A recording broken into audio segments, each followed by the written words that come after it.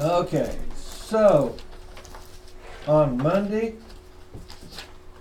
I gave you 2 handouts, didn't I?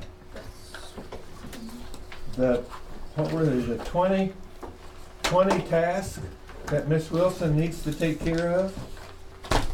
And we added something to that, didn't we? Did the rest of you look it over and look at the book and figure out something else you want to add? Was our list exhaustive? Well, I'm sure it's not exhaustive. I think it covered a lot of the basics. So is there something that's not in the book that we should add?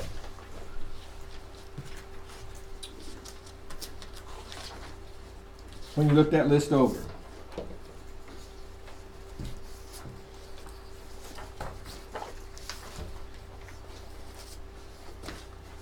Well, under the students know what behavior is expected of them, could we also add students know of consequences when rules aren't followed?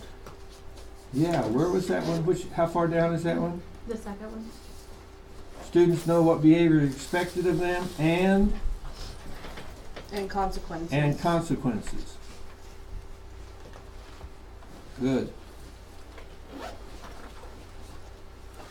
And consequences. That's great.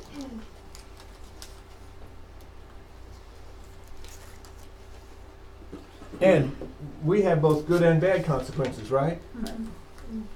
I always felt sorry for all the children in school who did all the right things and didn't get recognition for it. So I decided to come up with something one time. And the kids just laughed and thought it was so funny. It was a good conduct report. So it was. And I just put it on a piece of paper and put it in their grade card and gave a report on their conduct. And if they hadn't done anything wrong, their paper was blank because they were an outstandingly well-behaved student. And if they had a whole bunch of things written on their report, the parents probably need to talk to them about it and do something about it. And then I thought, you know what? The people who are so responsible and well-behaved would be the kind you'd want to take on a field trip. Mm-hmm. So at the end of the school year, the people who thought it was a joke and didn't care got to stay at school and work in study hall, while all the people who were being well-behaved got on the bus and went on a field trip. And you didn't have to have many parents go with you. And the parents who went loved it because they weren't trying to corral a bunch of little, what did I call them, squirrels the other day? Weren't messing with a bunch of turkeys. So I think there's something to be said for good consequences for the people doing the right thing, and or pleasant consequences for them and unpleasant consequences for the others. Anything else you want to add to that list?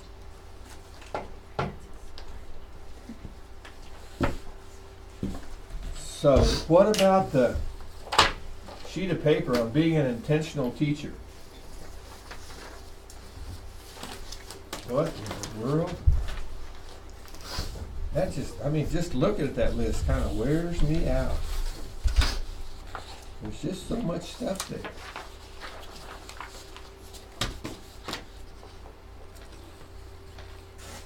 Spends time before class planning and preparing. Have you figured out yet how much time you're going to spend outside of class preparing to be a teacher? Well, you spend all this time in school. That's definitely, it's not necessarily preparing for a particular lesson that day. That's helping you get ready for what you're going to do when you get there. Mm-hmm. But you're going to have a ton of work to do. And even if the school gives you a 1-hour preparation period, there's no way you're going to get it all done. And you say, you know what? I'll go home. I'll spend time with my family. We'll eat supper together. And in my case, and our 2 little girls would go to bed. and I would pull out my stuff and go to work and work as late as I need to get things done. And God was good to me. He gave me a wife who was understanding, and He made me a hyperactive boy. So I had this energy capacity that I could go till, even my wife today, she still says, sometimes I can go till after midnight and then get up at 6:30 in the morning. I know. It's crazy. I don't know how I do it either. But I just run on adrenaline and think, wow, I just keep going. But it means you don't have a lot of time for a lot of extraneous kind of activities because you're spending so much time teaching. Because you're spending time doing this. And the reason school wears you out, the reason teachers are a little testy at the end of the day, you make dozens of decisions every hour.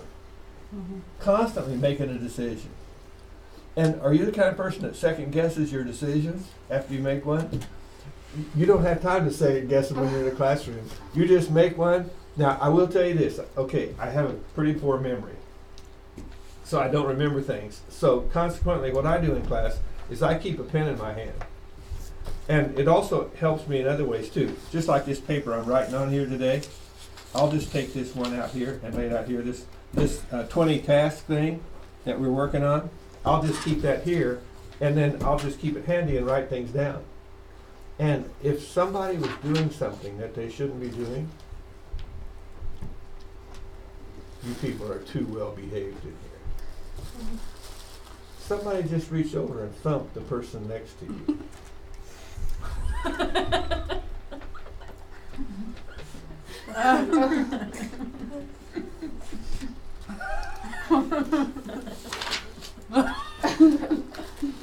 Now, let's keep going and look at our list some more.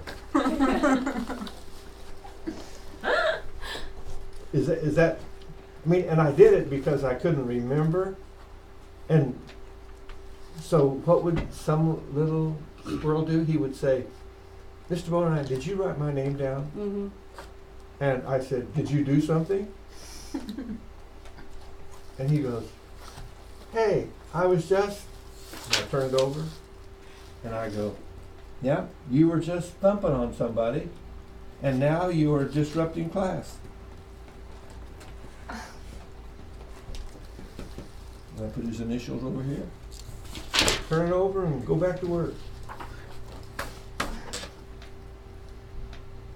And then just keep moving. Now, everybody needs to develop their own technique for doing something. I know teachers who can keep all that stuff in their head. And at the end of the day, they can sit down and they could write down, they could go home and make phone calls and tell the parents exactly what the kids did. I don't remember that stuff. So I have it written down.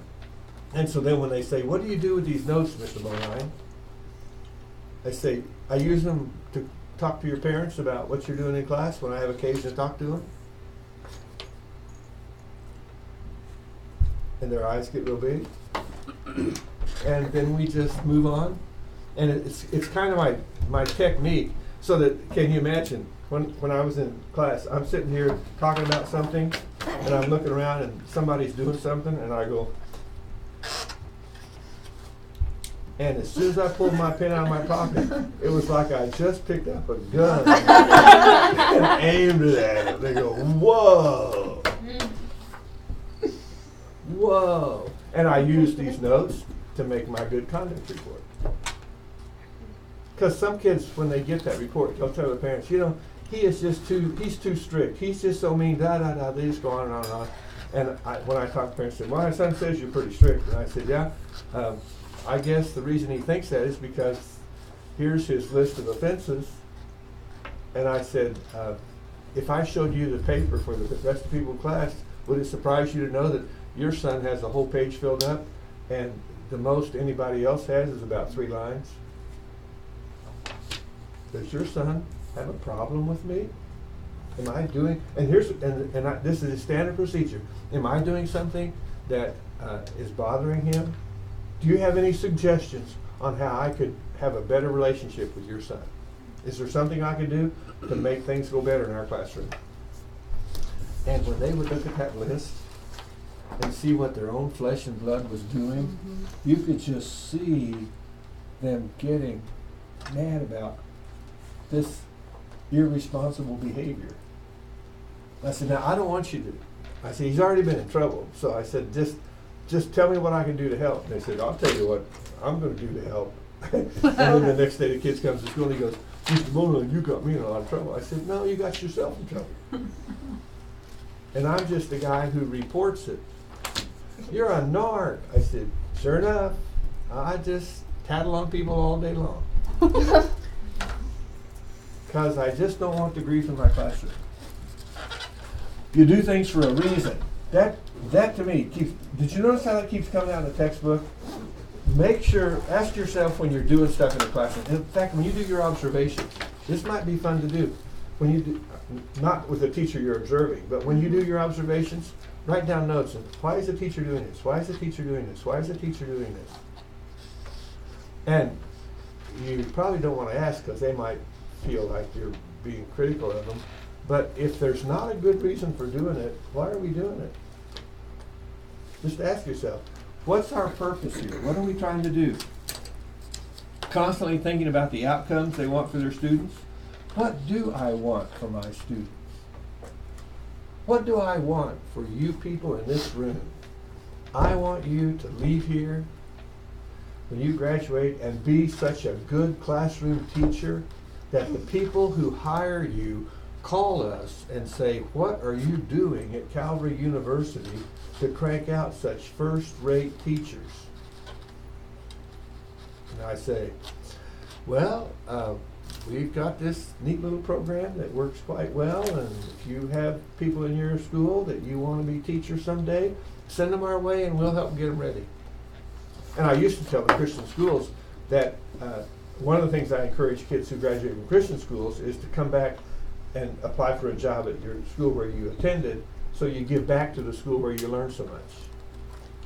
And some of the Christian school administrators loved it when I said that.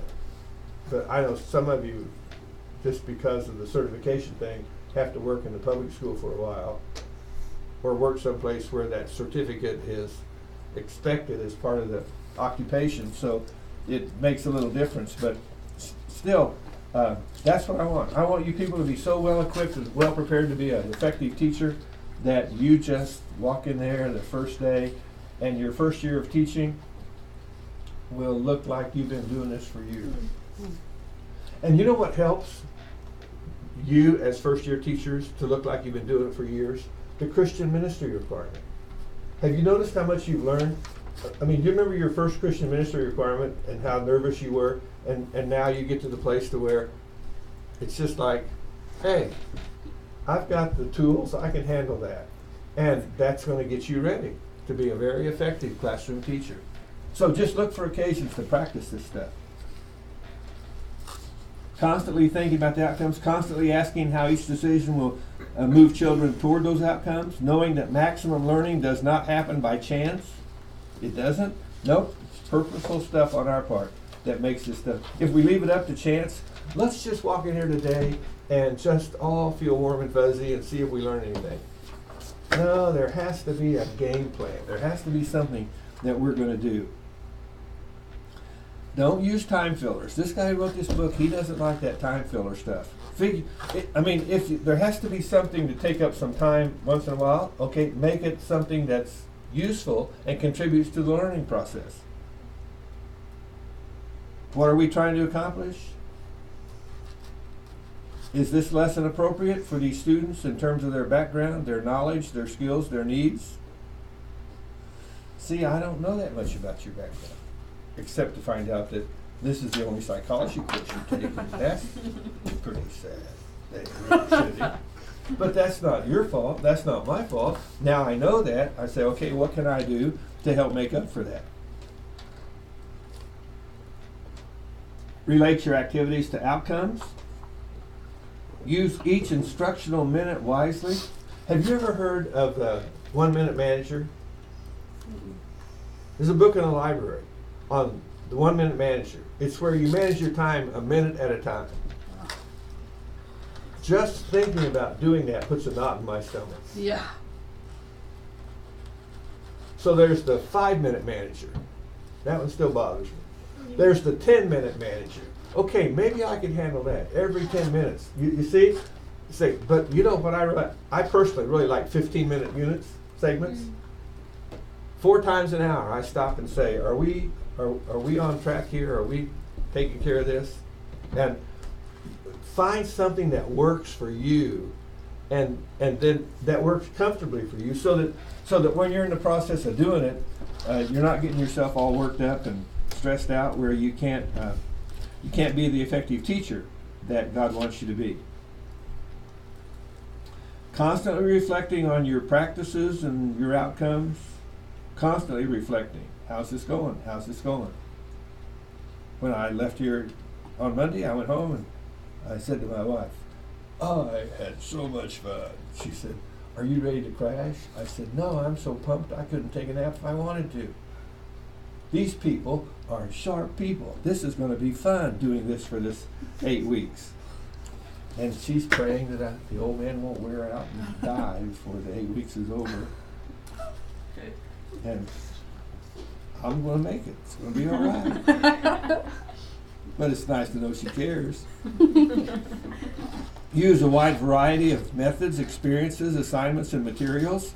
And that's part of why I have you looking at a textbook. I have you doing my labs. I have you doing some other things. Because it's like, let's try to use a number of different approaches to make this stuff happen.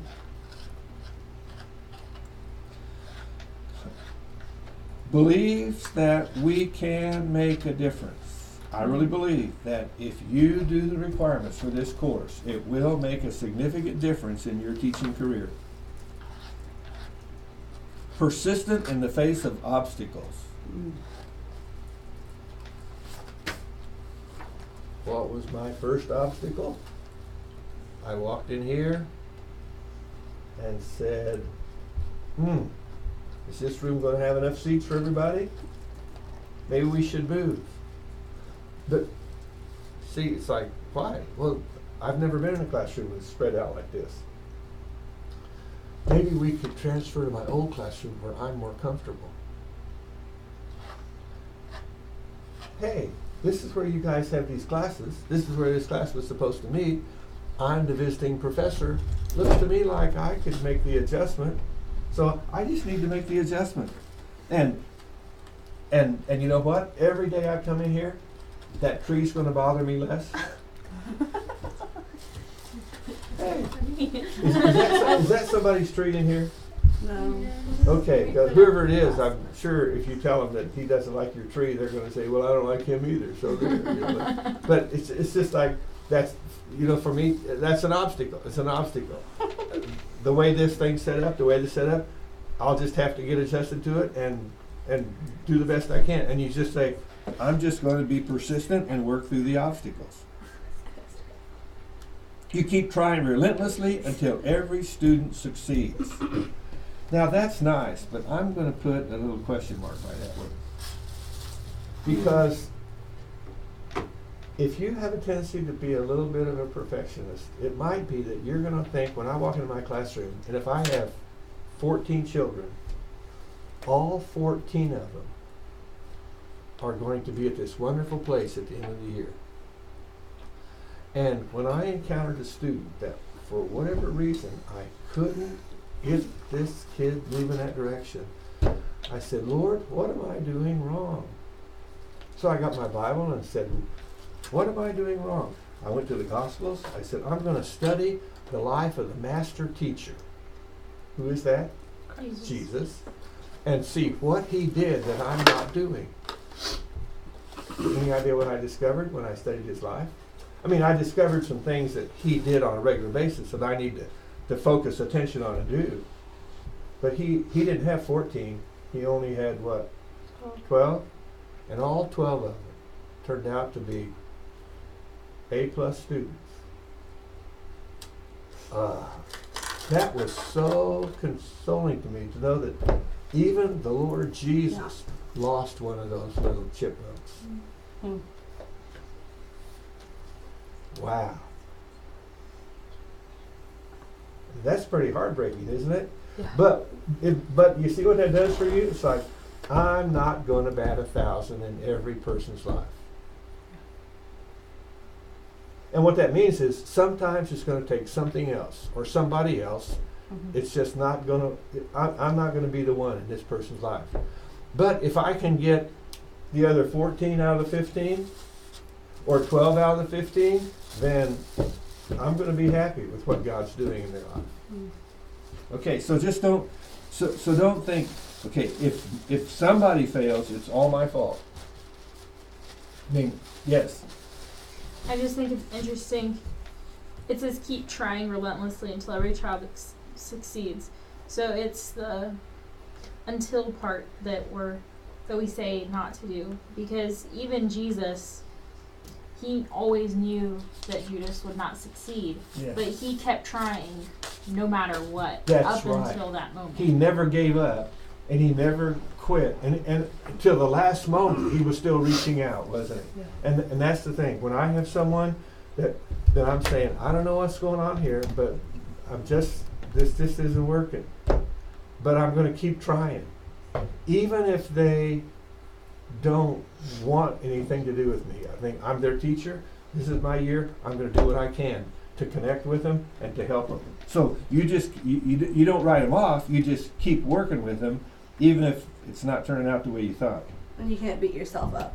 No, When don't it beat doesn't. that's right. Don't beat yourself up for that. Just say, Lord, it's in your hands. If something you try doesn't work, try something else. I like to think that when I walk into a classroom, if I'm going to try something new and different, that's my plan A. So in case it doesn't work, I have plan B, something I kind of know works from the past, and maybe even plan C. So if the first thing I'm doing isn't working out, then I've got something else to do. Like on Monday, when all of you didn't go add some stuff to my little document on my discussion page that I just thought was so cool when I built it. And it's like, well, then bring in this stuff and hand it out and go through it with them and help them get, because these two handouts, in my mind, are the heart of this chapter in terms of you getting something that you can take with you as a checklist to say, I need to work on this on a regular basis, to be the teacher, to be the intentional teacher that the guy who wrote the textbook wants me to be. And you're constantly looking for help, for ideas from colleagues, books, online resources, workshops, and work with other teachers to take collective responsibility for the students. Sometimes you need to talk to other teachers about, what are you doing with this child? What works for you?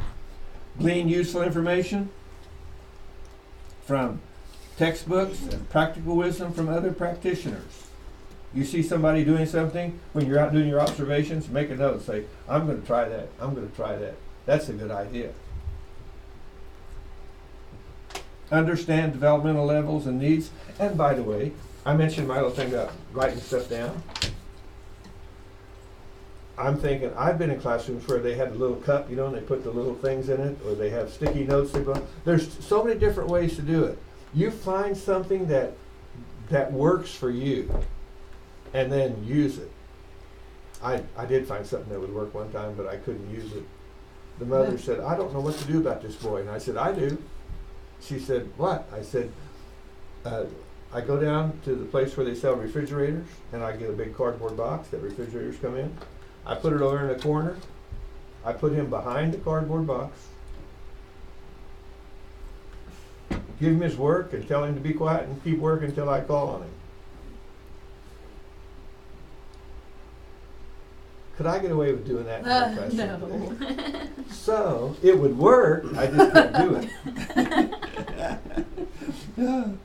I'm just telling you, put the little boy in jail for a while. Tell him he doesn't get the... Because, okay, here's his problem. Seeing other people in a room was so distracting to him that he couldn't concentrate. And he needed to be in isolation to get any work done.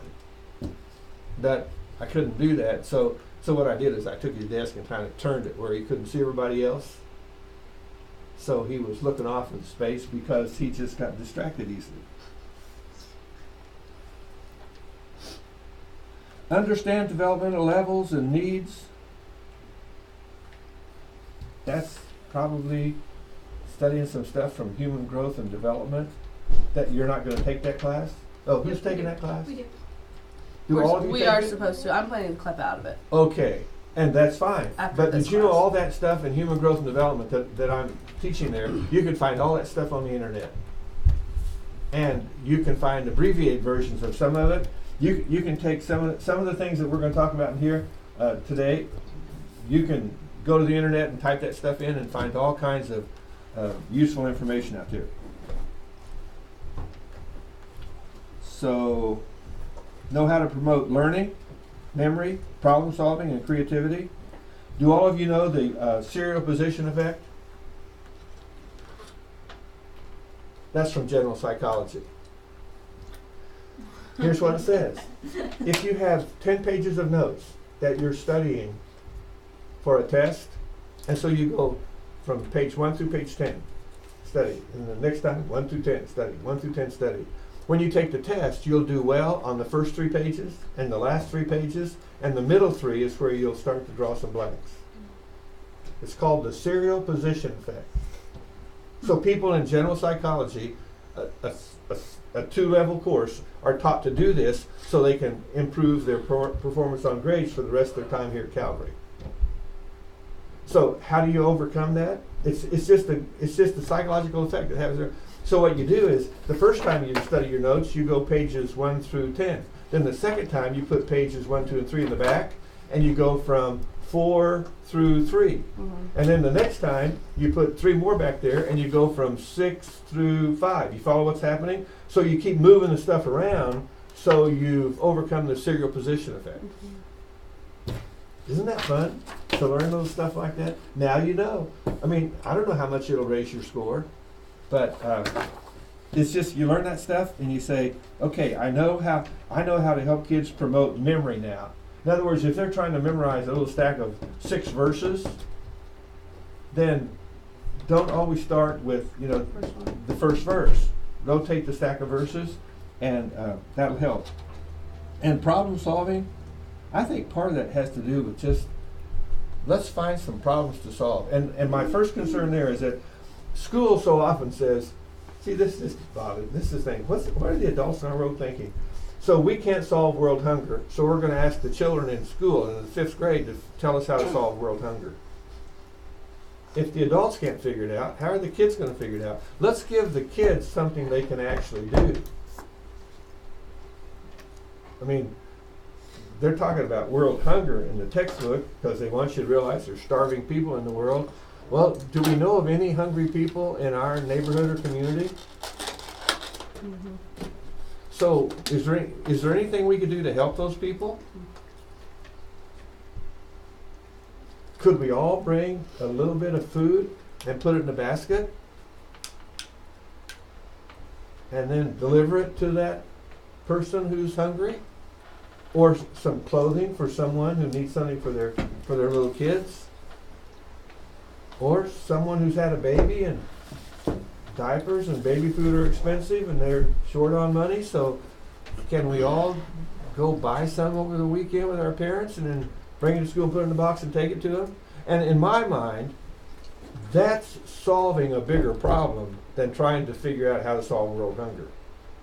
Because, and I'll tell you what else it does.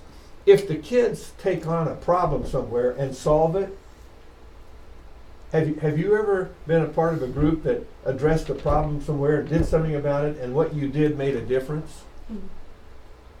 I mean, isn't that a good feeling? And being successful at solving problems actually makes you a better problem solver. And you're not afraid of the next problem because you start thinking of what can we do to solve that problem. So I'm going to give the kids the kind of problems to solve that are not often mentioned in the textbooks, but they're just little problems that I know they'll solve because I want them to be successful. I don't want them to talk about how the adults in the world ought to solve world hunger. Let the adults figure that one out. Well, what are we going to do now? We've already got ourselves overwhelmed here, and we still have some things to go. Know how to motivate them and how to respond to individual differences.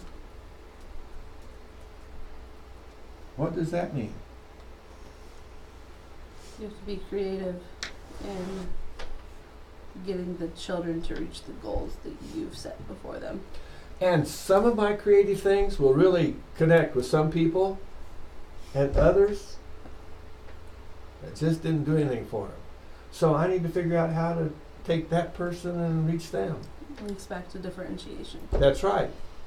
And one time I had a class where I had a young man who would never answer a question.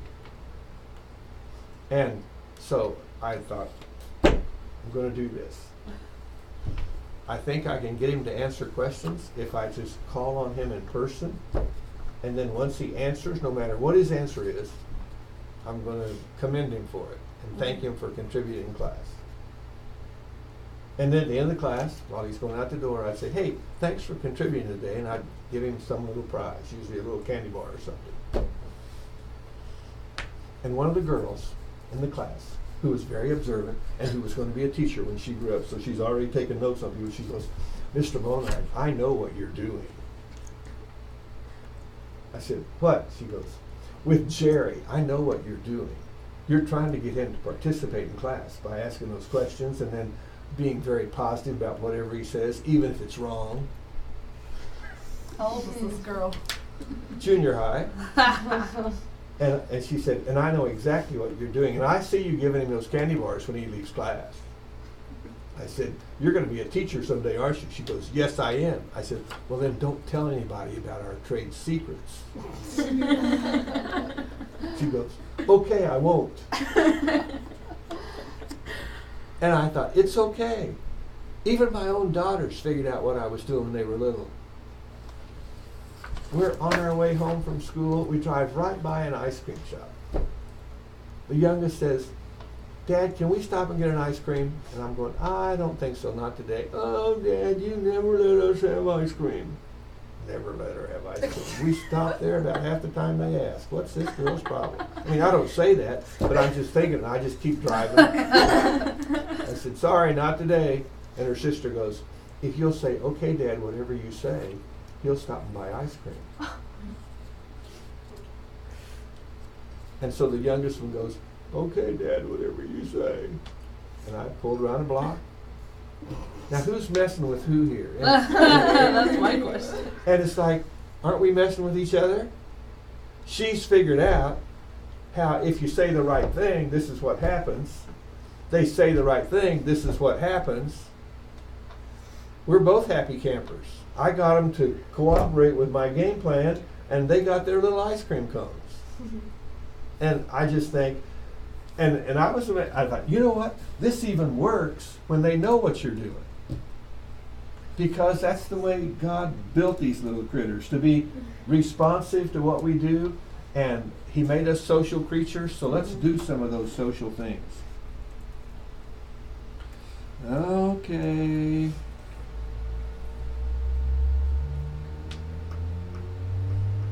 They're going to talk about that in the book, Will. Children. Endeavors to help children become enthusiastic and effective learners. What promotes enthusiasm? Enthusiasm. Enthusiasm? So at least I'm going to start out being enthusiastic.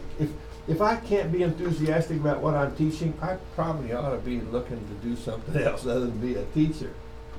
I mean, if I can't get excited, so say whatever this is I'm supposed to teach, I'm going to get excited about it. We had a class a few years ago that elementary majors have to take. Don't you still have to take world geography? Okay, so it was mandated by the Department of Education, so we started offering it, but nobody wanted to teach it. I said, I will. And I thought, geography? What I remember about geography in school is memorizing names, the states, their shapes, their capitals, and all that kind of stuff, and what was the major industry of that state kind of things. And I thought, Well, if this is what they have to know, this is what they have to know. Then I started looking at standards and what you're supposed to know, and that's not the essence of geography. So I thought, okay, so now how do I accomplish what the standards are telling us out there? And I start looking around for a textbook, and I go, wow, I found this geography textbook that has, like, I think it's 13 or 14 chapters in it, and each chapter is a different branch of geography. So that by the time you finish the book, you've talked about landforms, you've talked about the life cycle, you've talked about cultures, you've talked about trade. It's like all the stuff that involves geography, all the stuff that people can major in any one of those chapters, you get a little chapter on each one. And then I start looking for interesting stuff to talk about. Now, I'll grant you that sometimes the students, they look at me and they, what's this now? See, do you know anything about the founding of this country? Have you ever wondered why when you're driving down a road that there's all these roads that surround a square mile? Have you ever thought about that? What's this all about? Have you ever thought about when you're driving down 50 highway or the old 71 highway, why about every 6 miles there's a town? What's that all about? Or what used to be a town?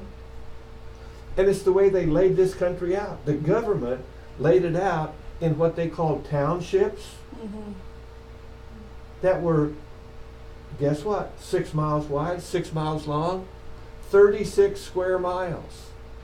And if 4 farmers were on each square mile, each farmer had a quarter, 160 acres, because that's what you could get when you homesteaded, then that would be 4 times 36 would be 144 families. And that's enough to support a school. So we designate one place in that district, in that township, for a school, and that's where everybody sends their kids to school. And I thought that was so cool, and I studied all the history of it and how it was all laid out. Started sharing it in geography class, and it seemed like the old farmer was the only one who had an interest in it, and other people didn't care. And I thought, well, that's okay. They don't have to like everything we do, but at least I'm going to bring enthusiasm to the table when I'm teaching this stuff. That's just simply say, I'm going to find a way to be enthusiastic about it. And if I couldn't have done that with geography, I would have said, you need to get somebody else to teach it. But I like it, and it's fun. And you know part of why I like it? I learned stuff studying to teach a class. And it just keeps me learning. It's so cool. Constantly upgrade and examine your teaching practices. You have to, because technology changes. We went from chalkboards to what? Whiteboards. That's what you did. I went from chalkboards to overhead projectors. Oh. And from overhead projectors to whiteboards. And from whiteboards to smartboards. Never had one. But now I've got my own little portable smartboard. My little tablet that I write on. It is so cool. When people ask you what you want for graduation, tell them, I want, what is it called? A Surface Go. I want a tablet that I can take to class and sit there and work my math problems on the tablet, and it shines it right up here on the board. It's cool. It's just a wonderful piece of equipment. So you just keep looking and say, what can I do with this new stuff? The internet, it's just to be able to sit here and click on the internet and pop it up there and hit the button and turn it on and see what's out there. Constantly learning to say, what's the latest stuff out and what. Now, wait a minute. I remember at the university there was a time when one summer they put televisions in the corner of every classroom with a great big control center in the basement, so that everybody could be showing videos in their classrooms. And everybody got excited about it, and all the teachers were doing it for about a year, and then they all quit it, and then the TVs just sat there in the corner collecting dust, and finally someone took them down because they weren't using them. And that's the same things happen to overhead projectors because there's other technology that comes along. It just doesn't work like the new technology does. So they stick with it. They keep upgrading to new stuff. Flexible, resilient, and willing to use new approaches to new problems. Adapt to a changing world. We better keep in touch with what's going on in the world out there, because we're supposed to be teaching our children how to live in that world according to a biblical worldview, right? And to serve. And it's like, okay, so I have to be aware of what's going on out there in the larger world. And right now, what's going on in the larger world is a whole bunch of hate speech. I mean, mean talking. If your children were on the playground talking to each other like the politicians in Washington talk to each other, what would you do?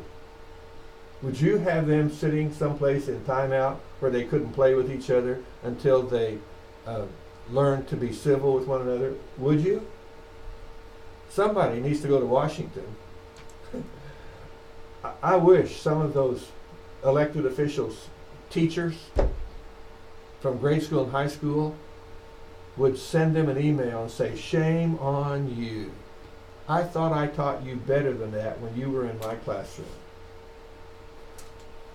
We're living in a society that has decided being civil is no longer an important part of living in our civilization.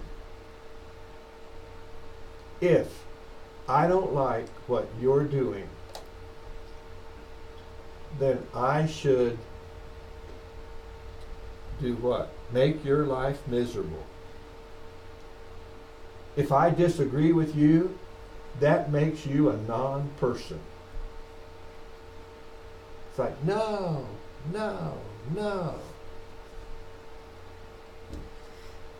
I mean, what if every time my wife did something that I disagree with, I just got in her face and said ugly things to her? And what about if she got in my face every time I did something that she would do it differently? We made an agreement in our house a long time ago. I mean, my wife does not wash dishes the way I was raised to wash them in my house. And early in our marriage, I said, you know something, Nina? I'm thinking that if I don't like the way you wash the dishes, I should wash them myself. And then you won't have to mess with them. And guess what she said? That'll work. And guess what I did? I quit complaining about the way she washed dishes. Because I remember when I washed it, it was like, oh, there goes my fingers curling up on the ends. And like when I was a kid and had to do it, and it's like, I think I'll just keep my mouth shut and let her do it any way she wants. And now I have such an aversion to doing dishes that if it's up to me, I just buy paper plates and paper cups and plastic silverware and throw it all away at the end of the day. I just don't like that stuff. Share your personal spiritual experiences with your students. You better talk to your kids about spiritual things, and the kind of things to talk about, I believe, are the things that go on in your life. I think it's healthy. One time I had a room full of students that the impression I got was they didn't read the Bible very often. So I just thought, I'm just going to, every morning when we start school, I'm going to take the first 5 minutes and just say, let's have a little 5-minute or 10-minute devotional time where we just look at something in the Bible and see what God can teach us that can enrich our lives for the day. And one of the kids said, why are we doing this, Mr. Bonine? I said, because I think it's a good habit to start your day with God. And every day before I get here, I look over this passage and say, Lord, of all the things in this chapter, what things would be worth mentioning to my students in my class? They go, you do this on your own? I say, yes. That's why I decided to do it in class, because I thought it'd be a fun thing for us to do as a class. And what do you think? If you do that with kids all year long in your class, what do you think is going to happen when summer gets there? What are they going to be inclined to want to do when they're not in your class? Start their day with God. Start doing it on their own. So they just say, you know, this was helpful to my day to get started with God. So learn to be open. And by the way, when my daughters took, when my youngest daughter didn't take classes with me, but when my oldest daughter took classes with me here at Calvary, she said, Dad, I learned things about you I never knew before. I said, that's because as a parent, there was no reason to share it with you. But as a teacher who's trying to help people become teachers, there's certain things you need to talk about. And so they would learn things about me that it wasn't the kind of thing I talked about. But it was the kind of thing that in class, sharing a personal spiritual experience was worthwhile for the benefit of my students. Prepare your students to live according to a biblical worldview and provide for the spiritual well-being of your students. If somebody says, I don't have a Bible to read in the summertime on my own, so what are you going to do? Get them a Bible. Get them a Bible. You don't have to buy them a $50 first class Bible. You know how cheap Bibles are? You know what you can buy them, just get them one. Especially if they might lose it or give it away or something or tear it up. So just buy one and give it to them. Say, this is a good place to get started. Okay, now what do I have here? Do you have anything you want to add to that or questions about it? That's all about being an intentional teacher.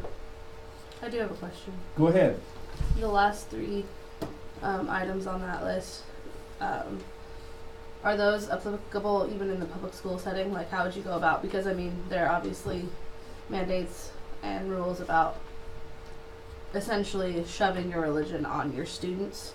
And so how would you go about doing that in a public school setting? I would simply say that when I'm in a public school setting, I would say to the kids on Monday, wow, I had a great time at church yesterday. What about you? And who's going to fault me for encouraging kids to go to church? I'm not telling them to go to my church. And if somebody has a difficulty in life, if someone's had something traumatic happen, what am I going to say? What am I going to tell those kids I'm going to do when I get home? I'm going to pray for you. I'm going to pray that God will help you figure this thing out and help you through this difficult time in life. I mean, what? That's just academic freedom. You can't, if you tell me I can't talk about the spiritual dimension of life, you're denying. I mean, when you think about human growth and development, isn't the spiritual dimension an important part of a person's life? And people ought to know that I care about it and that I'm there to help if they want some help. And I mean, where would I do my in-depth Christian work after school when they have the Good News Club? And by the way, I mean, isn't that right? It's like, hey, I'm going to go to the Good News Club after school. What are you guys going to do? And if we don't have one at this school, then I'm going to find some church that's close by and go to them and say, Pastor, I don't know you, I don't know your church, but you need to call. Who do they need to call here in Kansas City? Christy Heath. And say, can we have a Good News Club? Can you help train us to have a Good News Club? One of the teachers at our local school said they will even come and help us. Now, we can't run it as a teacher, but we can sure go there. I have the freedom to go there. It's like, well, no, you can't do that. Well, then guess what? If you're going to regulate my moral and spiritual life, I think there's some other people on staff that need to be regulated too. You know what some of these people are doing on weekends? They talk about it, and they shouldn't even talk to the kids about it. And I'm not afraid to use that word. if you do this, you probably will have crossed a line that's called being discriminatory.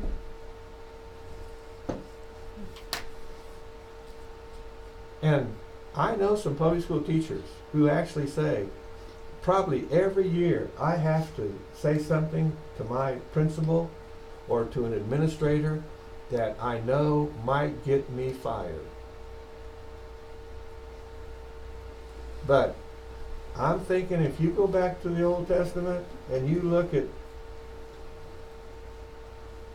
Daniel praying, isn't that why he got thrown in the lion's den? I mean, I can pray without anyone knowing I'm praying. Why would he be so obvious about it? There's some things I'm going to have to do. But are you ready for this? There's a whole bunch of public schools out there that want you on their staff. In the state of Missouri, there are tons of public schools who want you on their staff. And it won't be the Kansas City, Missouri school system. You'll probably do your student teaching there, but I'll tell you what, it'll be the small schools out in the country where all the board members go to church, and that's where you'll probably end up having your greatest opportunity for ministry. But some of you, God will call you to go to the place where they don't like Christians and they don't want them. And part of it is, if you've got the personality to handle it, is you can be winsome when people don't like you. You can just simply, you don't get offended when people make fun of you, and you just say, hey, that's a difference of opinion. That's your choice. I go to church on Sunday and you don't. So if you guys are going to criticize me for going to church, is it okay if I criticize you for not going to church? Well, no, that'd be judgmental. Well, you're being judgmental. So let's lighten up a little bit and learn to work together. But understand that just like in the workplace, outside of school, Christians are a desired commodity. What makes us so desirable in the public school where they don't want us promoting religion? Because we're moral people. Moral, caring, loving people who want to do all they can to help the kids. And if all the Christians leave the public school, what's going to be left? So it takes Christians doing their work everywhere. And I will confess to you that for years I taught math at Longview Community College with one purpose in mind. And that was, well, I actually had two reasons. One was to pay for my graduate school, and the other one was to do it at Longview so I could have an opportunity, because they would say, where do you work during the daytime? And I'd say, Calvary Bible College. What do you teach there? Math and psychology. And it's just like, I thought, these people are going to ask after class, I could talk to them about spiritual things that leads them up to Christ. And in all the years I taught there, I didn't have one person that I got to lead to Christ as a result of after the classroom. But I had people who had been in my class who I'd see them someplace and they said, oh, there's Mr. Bonai. And they'd bring their family up and say, this guy helped me learn math. And I said, well, praise the Lord. I mean, that's what they go, what? I said, praise the Lord, because if it wasn't for God, I wouldn't have been teaching math. And I think that just making statements like that to people encourage people to go to church. And over the years, I've seen a number of people pick up on taking an interest in spiritual things because we don't try to shove it down their throats. We don't try to impose on them. We just live it and enjoy it and take whatever flack they want to give us. Any other questions or comments? Okay, I'm on page 9, Common Core.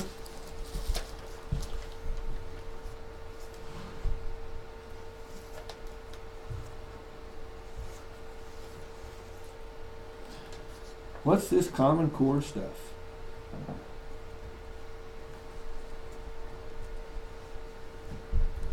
Do you know? Well, here's what it says. Common Core state standards. Many states have adopted these Common Core standards. 2 large consortia of states have adopted Smarter Balanced and PARCC. Other states have created their own standards. And all of these standards Did you get that on page 9 as to what all these standards emphasize? Mm-hmm. Creative problem solving, ability to use technology, participate in discussions. We should add to that, in a civil fashion.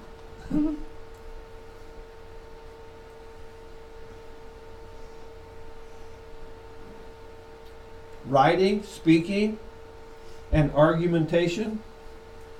I'm going to circle writing and speaking and argumentation. Maybe there's so much hate going on in our world today that I'm not going to teach the kids to argue.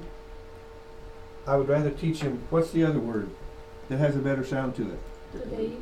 Yeah, I'm going to change that to debate. Let's have a debate. Let's pick two sides of some issue and see if we can win people over to our way of thinking. And college and career readiness. How do you get people ready for college and career? What does it take to be successful in college? How did your teachers get you ready for college? Just go ahead. I was homeschooled. I took dual enrolled classes here. Ah, your parents had you enroll in classes, dual enrollment, and once you got a taste of it, you go, whoa, this is dual stuff. What? I did a couple college classes in high school as well. Okay. Did the rest of you take some college classes in high school? Yes. You did? You did? You did? You guys said, doesn't matter.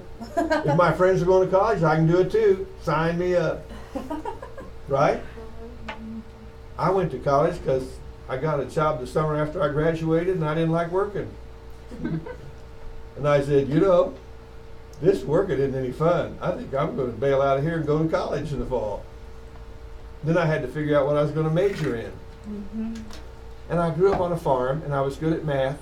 And that was a time when they were building interstate highways all across America, just in case someone invaded us. We could get the military there real fast to defend our borders. So, my high school advisors had said to me, you should go to college and study civil engineering. So I packed up, went to college, signed up for the civil engineering course, and here's what happened. That year, they made some changes in the program. They were so frustrated that people went through 4 years of civil engineering, and then once they went out to Colorado and did all the surveying and stuff, they didn't like it, so they bailed out. So they decided to turn around and make the course out in Colorado where you go up in the mountains and do topography maps and lay out railroad beds and do star shots, where they had us do that at the end of our freshman year. So at the end of my freshman year, I came back from Colorado and said, I don't want to be a civil engineer. Went to the library and got an encyclopedia of occupations. It was about this thick. Started flipping through it, looking for things that looked interesting, and wrote it down. And I said, well, if I go to college for a year to check all these out, by the time I've tested them all out, I'll be an old man. There must be a better way to chart your life. And about the time I was thinking that, I saw someone that I knew went to church driving by, and I thought, maybe they've got something at that church. And they had a smile on their face. They weren't as stressed as I was about life. I thought, maybe church has something to offer. I'll go check it out. And look what happened. Got a hold of me for sure. Okay, so college and career. Hey, encourage them to take some early classes. Reading classics and multicultural text. Have you read some classics? Of Mice and Men. Yeah, I've read a few too. Not my favorite thing to do. Letter. And multicultural text. Some textbooks that have to do with understanding other cultures. Say, okay, if you haven't done anything in the past, you say, well, if that's what we're supposed to be doing, I probably ought to be doing some reading in those areas. And it's so easy to do it now because you don't have to, you can buy those books for like $1, can't you? And have them downloaded to your, what's that little machine that's hooked up to the internet where I can read books? A Kindle, that's it. My little Kindle. I can just read till I fall asleep. My, what a beautiful experience. And then someone says, you ought to read this book, so I get it and read through it. I'm thinking, well, I'm glad I've read it, now I won't ever do that again. Math problem solving, math reasoning, precision. Are you going to spend a lot of time helping your kids get a handle on math? Do you have a good handle on math? Well, you will Once you start teaching it. once you start teaching it. And if you come across something in your math that you don't understand, you have my phone number. It's on the syllabus. You have my email address. Send me an email, make a phone call, and I'll walk you right through the process.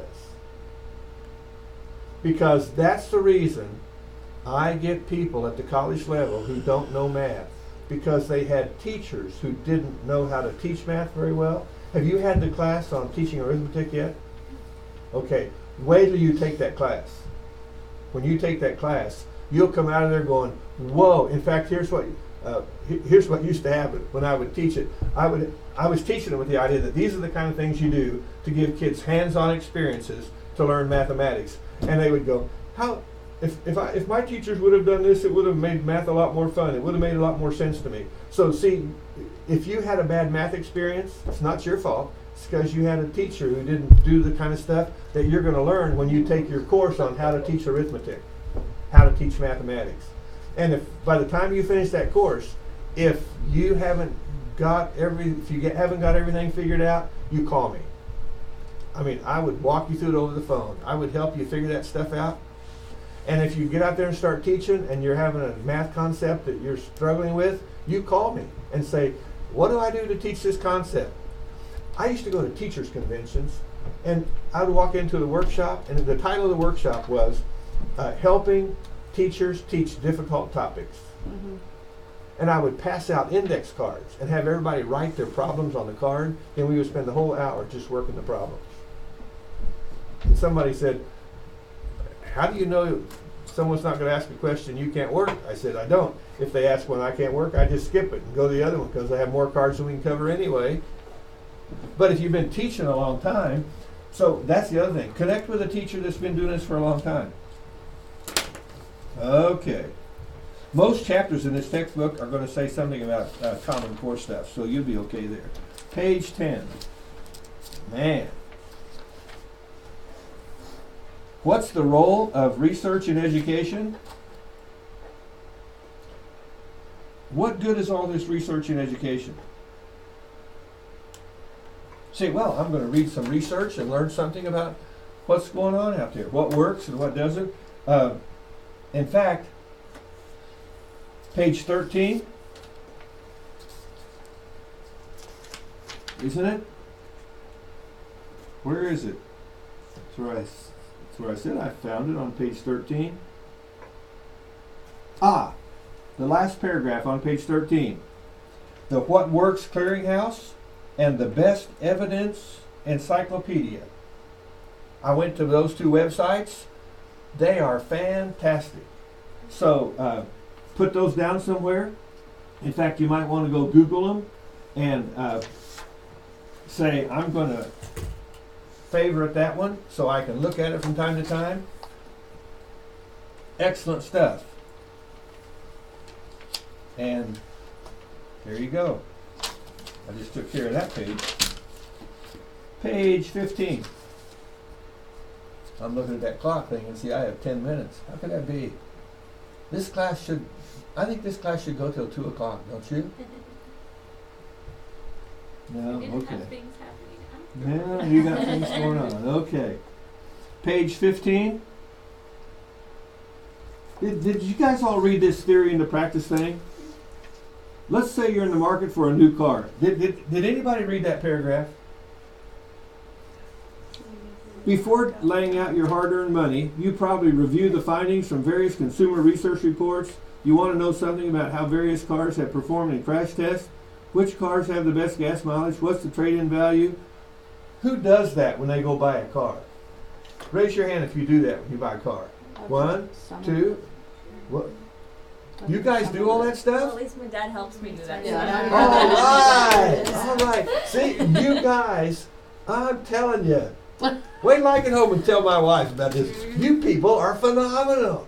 I don't know anybody. I mean, I expected 2 hands to maybe go up. You all, it's like all of you do this stuff. That is so cool. My wife thinks I'm weird the way I do research before I go buy something. You know what? It could be that that's just part of the fabric of being a teacher.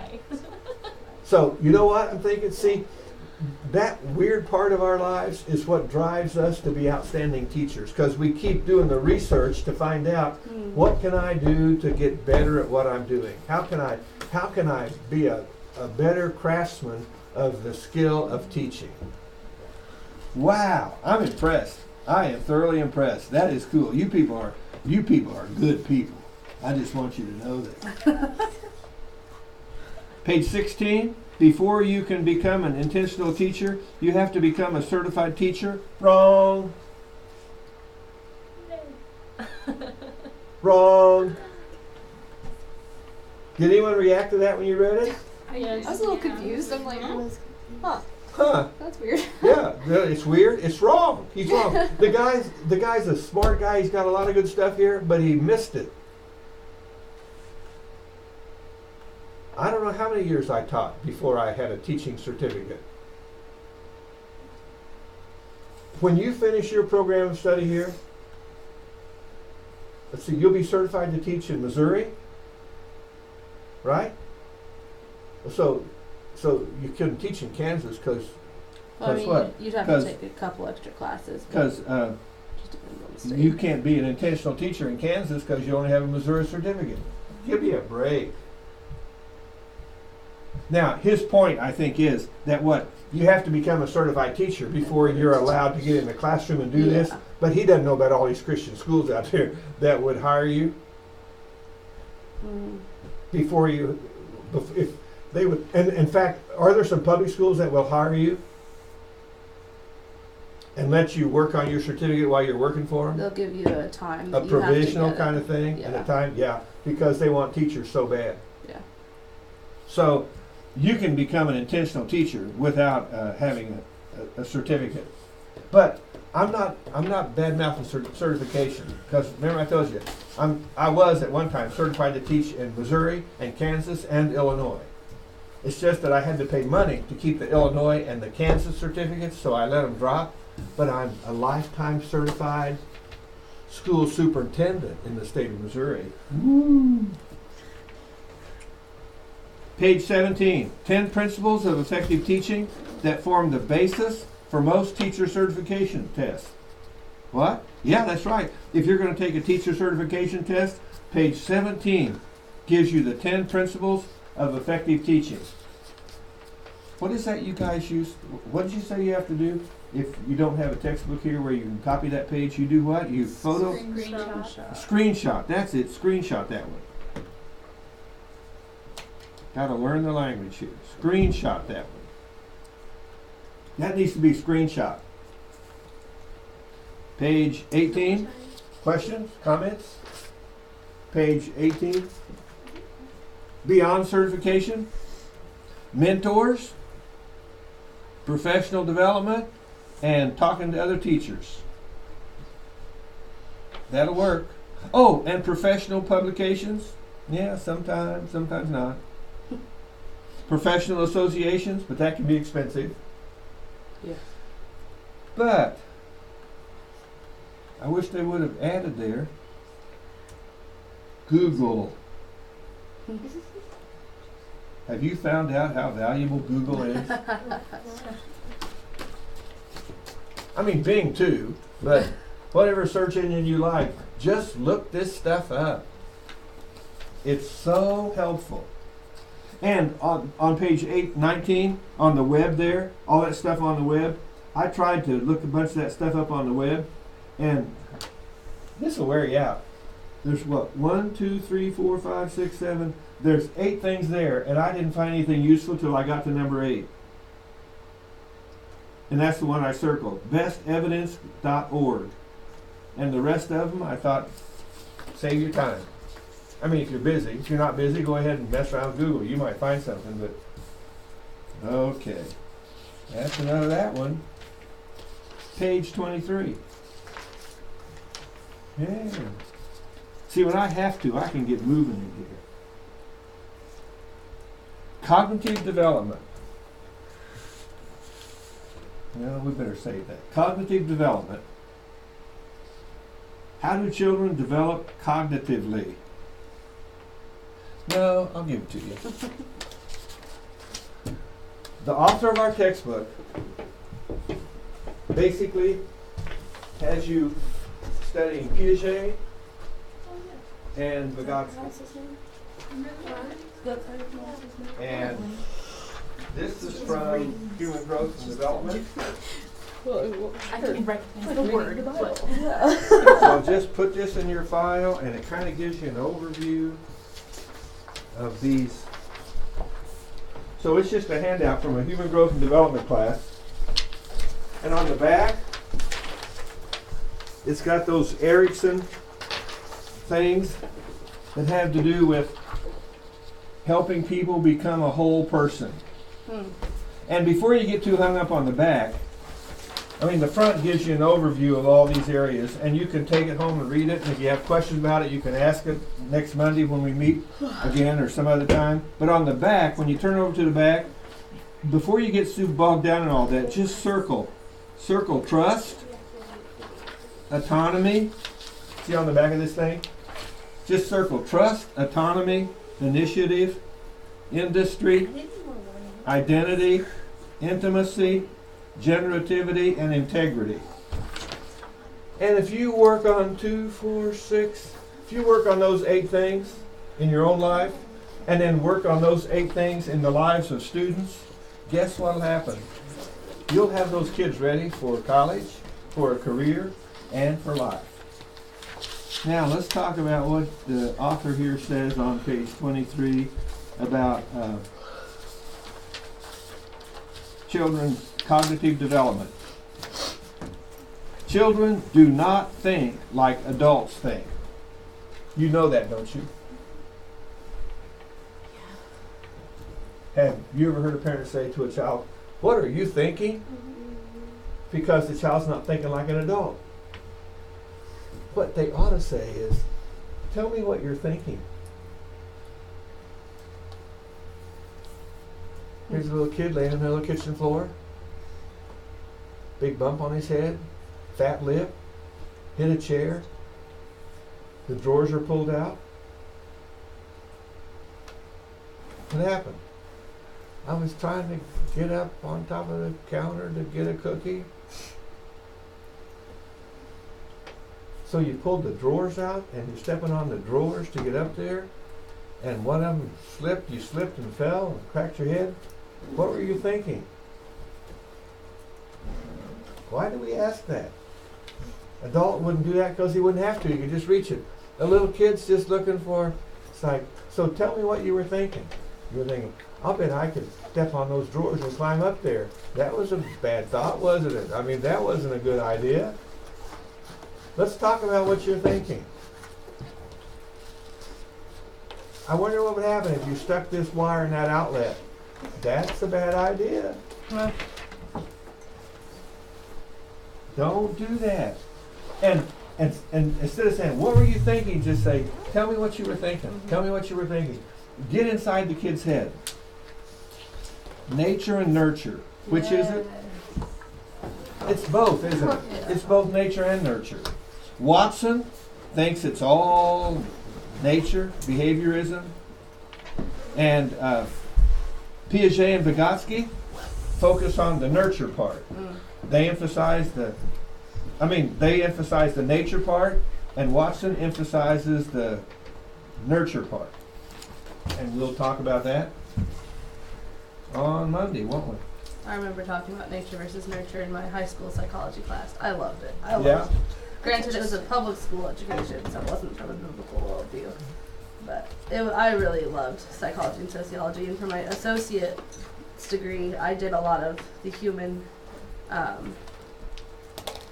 just lost the word. Not human arts. What is that called? Humanities. I did a lot of the humanity classes. Well, if you've had sociology, I don't think a lot of people realize it, but sociology is probably one of the most valuable dimensions of psychology. I love those. For someone who's going to be a teacher, those are excellent courses. And you can find sociology books Yeah. that you can read, and and sociology books are full of psychology. And just really valuable things to take time to read it. Yeah. Put this away and figure out how to get back on track. You're only 2 days into this, Tom, and you're already dragging your feet. That's okay. I've done this before. I know how to catch up. I think this is going to be my favorite education course I take. And I'm like, most of the way through my program. Because you like psychology, I do. that's I exactly love what it is. figuring out what makes people tick. I Yeah, love that. that's right. That's exactly right. And once you like that, you say, hey, it doesn't matter what kind of psychology it is, I'm going to have fun in that class. Yeah. Well, and like you said earlier, you bring enthusiasm to the table. So. That's super. All right, put this where? Back here? Back here? Figure out a way to keep it all straight. So for the assignments, it said do all of the activities and quizzes for chapter 1 and 2 by the 31st. In my lab? Yeah. I assume you've done those? So you Yes. know. Okay. So is that like where it has like the self-check and then you do the practices and then you do the quizzes? Yep. And that's all? Yep. Okay. I finished those this morning. And then sometimes he'll have you go visit a classroom or something and some of that stuff. Like a video. Yeah, some of those videos, you Okay. might watch some of those Yeah. videos too. Okay, perfect. And just tell me what you think about them. Sure. I just wanted to make sure that was what I Yep. needed to do. 'Cause I That's did pretty this much what it morning. is. And Perfect. and kind of keep track of your time so you can talk to me about how much time you're spending on it. Yeah. Because I've got, I have Carnegie units I have to put together for this class, so Right. I kind of guessed what I thought it would take based on what happened when I went through some of it. But let me know how much time this has taken so I'm not overloading you Sure. people in this class. But at the same time, Yeah. but okay, if you like psychology I and do. sociology, so how do you feel about my lab? Was it useful? Was it helpful? Was it kind of fun? I doing it? mean, so as a student, I like it because basically the quizzes are the exact same questions as the practice. And so, I mean, it's not really necessarily like challenging the information that I've learned. As an educator though, it makes me think what is the purpose of having the same questions on the quiz that we had in the practice that we can take however many times we want. Yeah. Because basically it's just making us memorize facts Yeah. as opposed to processing it. Does that make sense? Yes. Okay, so that's, as an educator, I don't like that. As a student, it's great. That's okay. But see, from the standpoint of, okay, we talking here about the process of it, but then somewhere That's true. where do we go to get that information stored enough in your head to where down the road, Right. And that's repetition. that's it. And Yeah. that's what, say, So that's some a of good some of point. the principles that say, how do we get stuff fixed in people's heads so that down the road, They remember it'll come to them when they need it. without even having to try, yeah. And then it's like, okay, we could spend passing time in class with all that repetition, Right. or we can have them go to the internet And do it on their own time. and do the repetition on their own time. Yeah.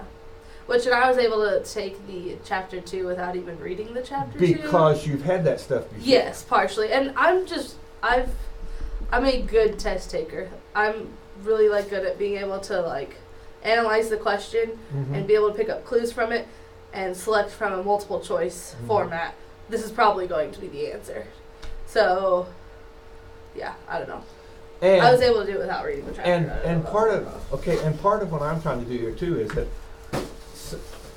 okay, teaching should not be an overwhelming kind of thing I'm getting ready for. I mean, okay, the only people who can really get this test right are people who are really, really smart. I mean, you don't have to be really, really smart No. to be a good teacher. So it's just like, can people say, if I have a handle on this information, that's what I need to be a good teacher? Yes. Okay. And is that information rocket science? No. Yeah. It's true. But fix it in your head. Fix Yeah. it in your head. For sure. So Alright. it can come back to you down the road when you need it. Perfect. Sounds great. That's the intent. We'll see how it Right. plays out. I am thoroughly Because by the time the 8 weeks are over, I'm gonna be asking, tell me about my land. Tell me what Yeah. you think about it. Yeah. Have a good day, Dr. Monday. You too. Have a good day.